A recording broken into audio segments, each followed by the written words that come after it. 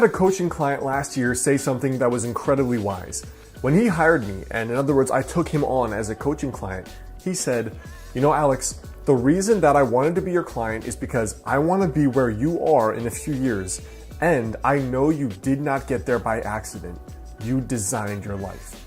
And I thought that was extremely wise and spot on, because the thing is, so many of us wake up when we're 20 or 30 or 40 or 50 and realize we don't even know why we got here or how we're here. And we know for sure that this is not where I wanted to be, where we wanted to be years and years ago.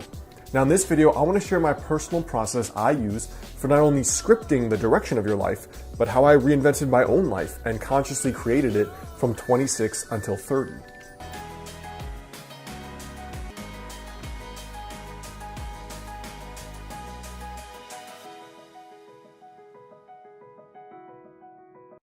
What's up guys, Alex Hine here, author of the book Master the Day. Now in my own life here, really I think that designing your life and making it go forward in the direction you want it to go forward has three parts. And the very first part is the design, the second part is the habits you use or you do on a daily basis, and the third is the follow through or the follow up. In other words, how do you actually stay on track when you get off track? Because half of the game of goal achievement is purely when you get punched in the face, what are you going to do differently to get back up and get back in the fight?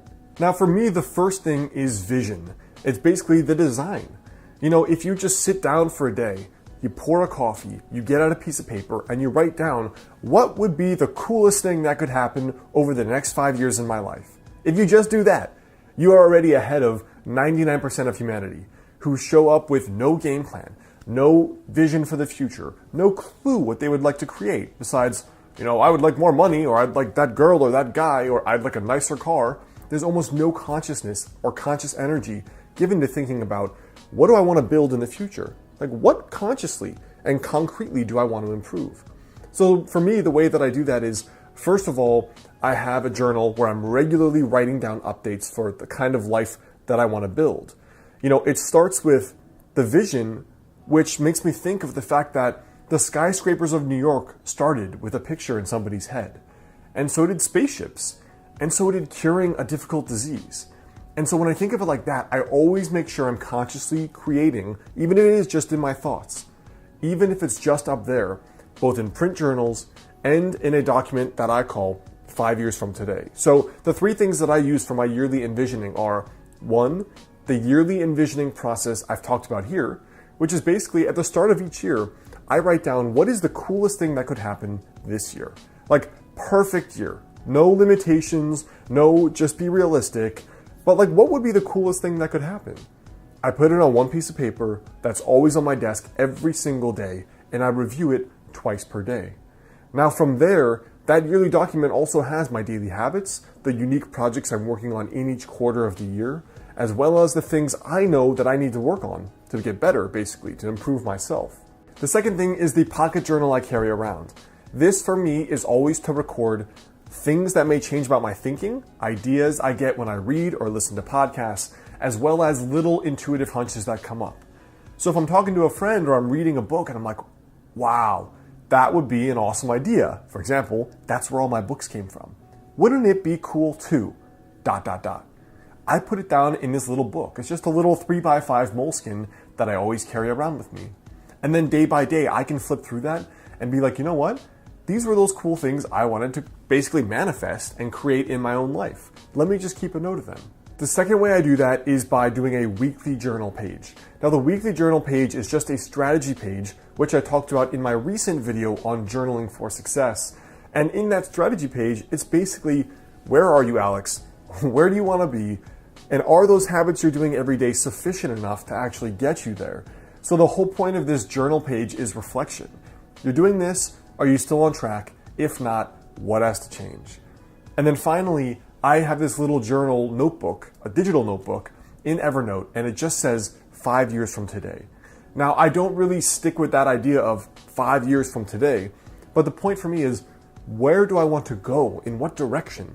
It could be as simple as moving. Like I know I'm moving to California after I'm done with my doctorate in Portland. It could be as simple as the relationship you want to be in. For example, I'm 30. I know that I want to be married by 35, so I can have that there. I know that I want to have a private practice and a traditionally published book and 3-4 vacations per year. I put all of that down where I don't know how I'm going to make it happen yet, but it will happen for sure. I haven't quite fleshed out the process. The point is that you're putting trajectories in your brain and in your subconscious. And when you check that every once in a while, you're kind of like, oh yeah, I knew I wanted to do that, but all right, let's start thinking about how I can actually do it. And almost all of those things come true for me, especially if you regularly review that. Now, the second piece here is your habits. So the daily action steps that you're going to actually do to make that a reality. Now, I've shared this philosophy many times. It makes up the bulk of my book, Master the Day. But the point is that you think about the goals you want to reach, and then you have to break them down. Forget the goal, but break it down into a daily habit. So with fitness, you forget losing 30 pounds. The habit is cook every day, go to the gym 20 minutes a day. You want to write a book, you forget having written a book, you put down the habit, write 500 words a day. You want to be in an amazing relationship in 2 years, you forget that goal, you put the habit, I'm going to go out to 4 events where I might meet like-minded people. And that's your daily habit. So you bring it back to, what do I have to do today? Now, the way I track that is a combination of ways. So not only in that yearly visioning document do I put that, I also record it in Evernote. And the reason I do that is because every Thursday, I have a 30 to 45 minute mastermind call. Now, I've had a personal mastermind for over 4 years now, every single week. And it's basically started when I started my business because that was so difficult for me. But it progressed to, like, are you happy? Are you building the life you want? Is your ladder up against the right wall, as the saying goes? Because you might climb the ladder of success and realize you climbed the wrong ladder and you're not where you want to be.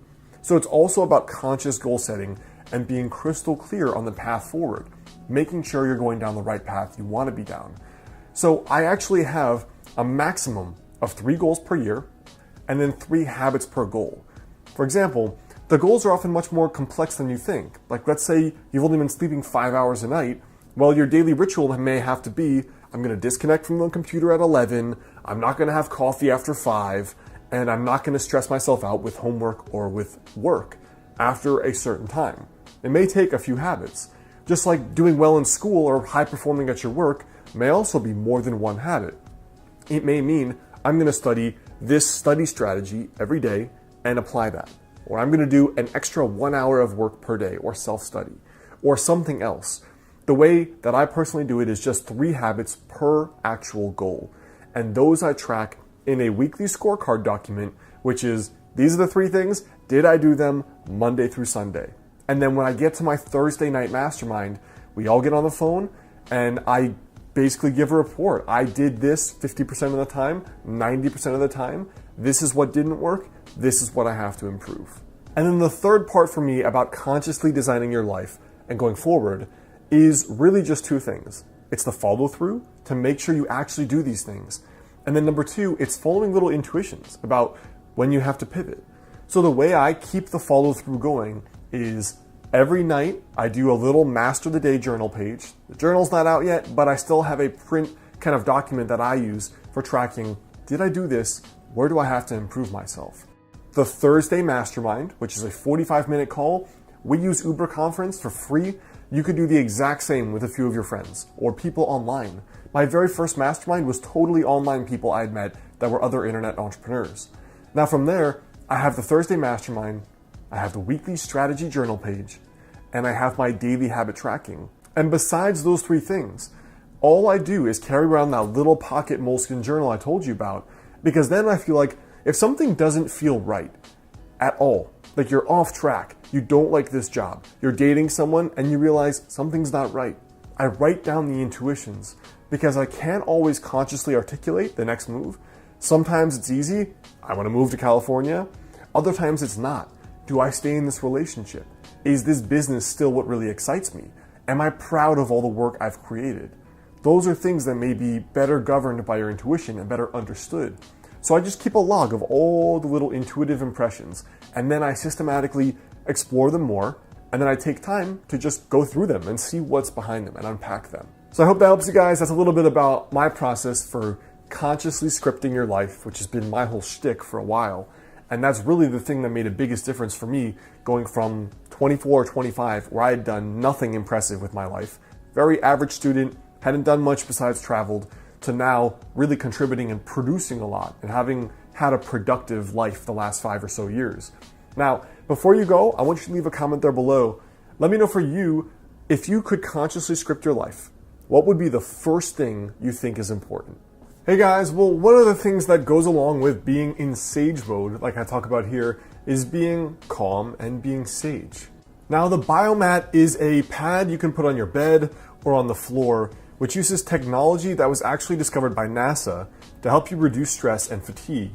Now, it produces negative ions, which are considered nature's energizer.